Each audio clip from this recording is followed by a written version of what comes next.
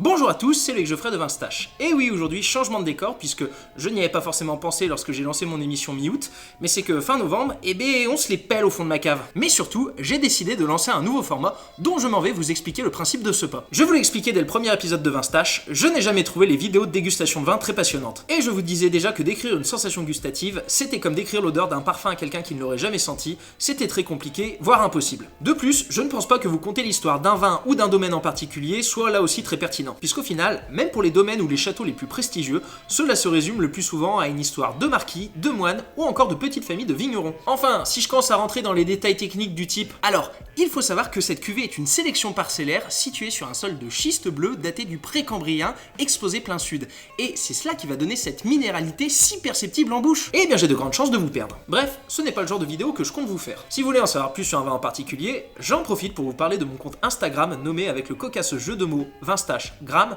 compte où je vous relate mes dégustations du moment. Comme cela, si vous êtes prêt à investir 3 minutes grand maximum de votre temps de cerveau disponible, eh bien vous pourrez découvrir des noms de domaines, d'appellations ou encore même des notions de dégustation. Cependant, je pense qu'il existe des vins qui sont tellement atypiques et hors normes par rapport à l'univers du vin qu'ils méritent que l'on prenne le temps de parler d'eux. Et cela peut être pour des raisons de positionnement marketing, de packaging, de couleur, de vinification, de contenant ou que sais-je encore. Bref, j'ai décidé de vous présenter aujourd'hui un nouveau format au titre ultra inspiré d'Ovini pour objet vin non identifié. Et non pas Ovidi, hein. La différence est très simple, l'un se boit, l'autre se... Et le vin qui aura l'honneur d'inaugurer le bal, c'est à la Natural, le vin d'Action Bronson.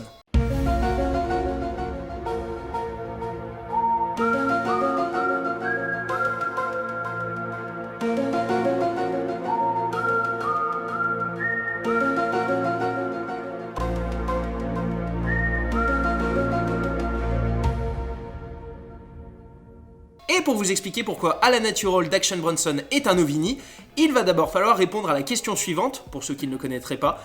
Qui est Action Bronson? Action Bronson, né Arian Aslani, est un rappeur américain d'ascendance albanaise, natif de Flushing dans le quartier du Queens. Si aujourd'hui on le connaît en tant que rappeur, eh bien cela n'avait rien d'une évidence puisqu'à la base, sa passion à lui, c'est la bouffe. Avant de percer, il intégra et sera même diplômé du programme culinaire de l'Institute Art of New York. Par la suite, il enchaînera les boulots de chef à travers toute la grosse pomme, du moins jusqu'à ce qu'un accident en cuisine lui casse une jambe. Profitant d'une période d'indisponibilité professionnelle, il commence à écrire et à peaufiner son flow sur son lit d'hôpital. Rappeur hyper productiviste puisqu'ayant sorti depuis 2011 pas moins de 3 albums solo et un sacré paquet de mixtapes, je l'apprécie tout particulièrement lorsqu'il intervient en featuring, notamment sur le titre One Train d'A$AP Rocky où, bien qu'accompagné d'une flopée des meilleurs rappeurs de ces 5 dernières années, je trouve qu'il se démarquait clairement par sa fougue, son énergie et son flow percutant. Rappeur classé 1D, il se fera aussi connaître via la série d'émissions Fuck That's Delicious, produite par le groupe Vice. Émission où il partage son amour de la bouffe et engloutira tout un tas de trucs comme du canard, du collier d'agneau, de la truffe, des baklava, de la bouffe italienne, albanaise, asiatique ou française. Bref, comme disait ma grand-mère, celui-là vaut mieux l'avoir en photo qu'à table. Et quand on parle de nourriture, le vin n'est jamais bien loin.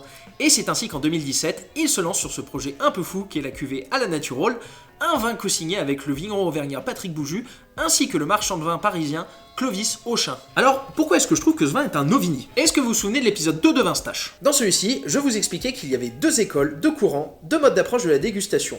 Un modèle anglo-saxon basé sur le cépage, et même plus souvent sur les vins monocépages, donc issus d'une seule variété de raisin, et un modèle français basé sur l'appellation. Et bien ici, ce n'est ni l'un ni l'autre. Si on part sur le modèle français, eh bien à la Natural est un vin sans indication géographique, puisqu'il est classé en tant que vin de France. Pour simplifier, et j'insiste là-dessus car on en reparlera lors d'un prochain épisode canonique de Vinstache. Ouais, j'aime bien utiliser des mots compliqués, qui devraient d'ailleurs être consacrés à l'appellation. Eh bien les vins sans indication géographique, dans l'ancienne dénomination, donc celle d'avant la Commission européenne du 14 juillet 2009, c'est ce que l'on appelait plus communément les vins de pays et les vins de table. Et lorsque vous avez entendu vins de pays et vins de table, vous avez très certainement imaginé un vin de grande consommation vendu à que dalle en supermarché. Et vous avez en partie raison.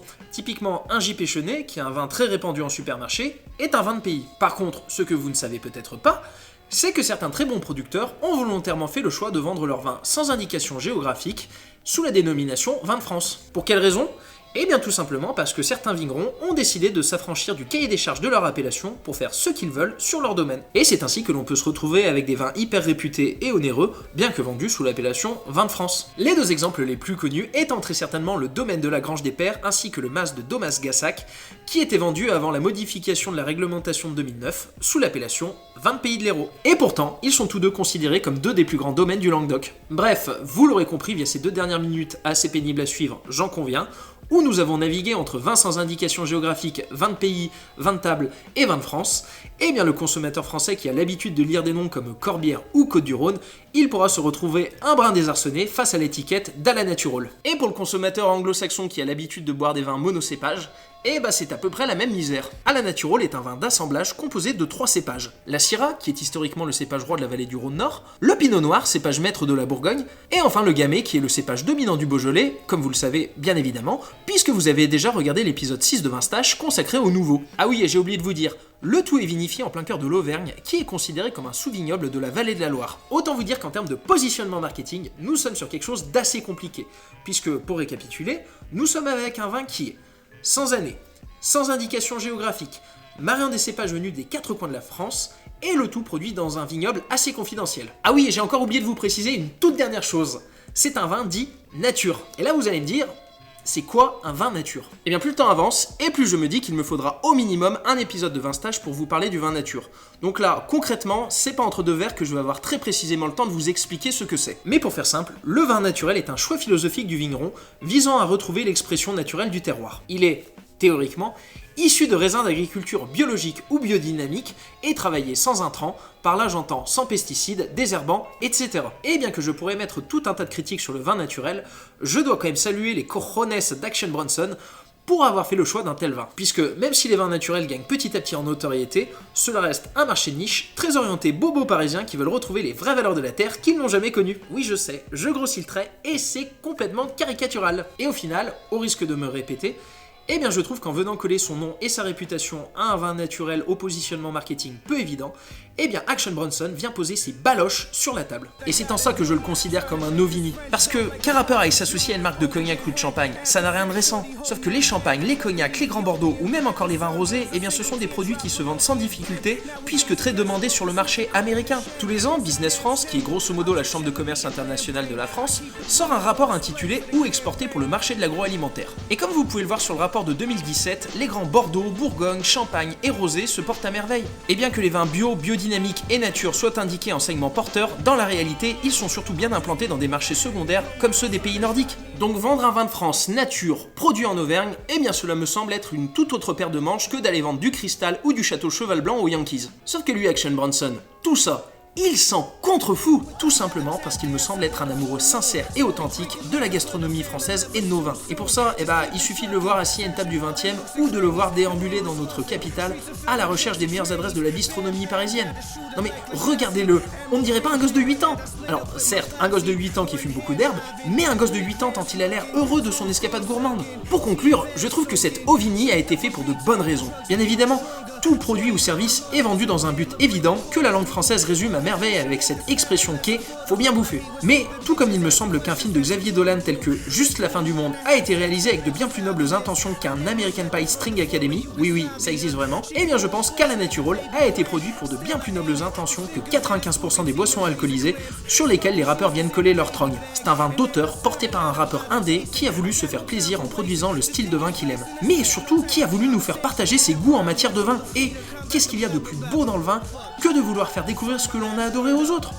Eh bien, pas grand-chose je crois. Et je trouve ça bien dommage que les médias français spécialisés vin n'aient pas fait plus écho que cela de cette initiative que je trouve absolument géniale et hors norme. Et ça vaut combien? 22 €. Ah oui, quand même. Alors oui, le prix est assez solide, mais d'une, les beaux vins nature des bons vignerons, et Patrick Bouju en fait notamment partie, ont souvent des tarifs élevés. Et de deux, le vin est revendu en exclusivité sur un site internet qui, je suppose, doit bien prendre une marge commerciale. Et c'est bon? Eh bien c'est assez atypique. Pour ce qui est du négatif, à l'ouverture, j'ai trouvé qu'il y avait un côté très brété et gaz carbonique. Alors brété, c'est un terme avec lequel vous n'êtes peut-être pas forcément très familier, mais ça vient de Brettanomyces, qui est une levure de contamination qui, malheureusement, se retrouve trop souvent dans les vins nature. Et les Brettanomyces donnent une odeur d'écurie, de sueur et de renard. Et cela vient très souvent du fait que le vigneron a refusé de rajouter du soufre, ce qui est un peu une norme dans les vins nature, et cela peut donner ce genre de déviance. Et à la place du soufre, il va rajouter du CO2, du dioxyde de carbone, et c'est ainsi que l'on peut se retrouver avec un côté pétillant et gazeux. Bon après ce côté brété et CO2, si vous laissez le vin s'aérer, et je vous conseille de le carafer minimum pendant 3 heures, eh bien il s'en ira en grande partie. Et après cela, eh bien le vin se révèle. À la vue, on pourra admirer une robe au violet limpide. Au nez, on va retrouver des petits fruits rouges comme notamment de la groseille, mais aussi des odeurs de sous-bois ainsi que de poivre noir qui me rappellent cet ADN gamay du vin. En bouche, la syrah apporte de la structure et le pinot noir de l'acidité. On y retrouve ce côté petits fruits rouges acidulés, notamment la cerise rouge très jeune, mais aussi les épices et le poivre noir comme mentionné avant. La finale est belle, tout en longueur. En conclusion, je préfère prévenir les débutants, c'est le genre de vin qui peut vous dérouter. Et je pense que c'est un vin intéressant à déguster, ne serait-ce que pour former votre palais, mais aussi pour vous ouvrir à de nouveaux horizons du vin. Si Action Bronson a décidé de produire à la Natural, c'est parce qu'il est tombé fou amoureux du vin nature.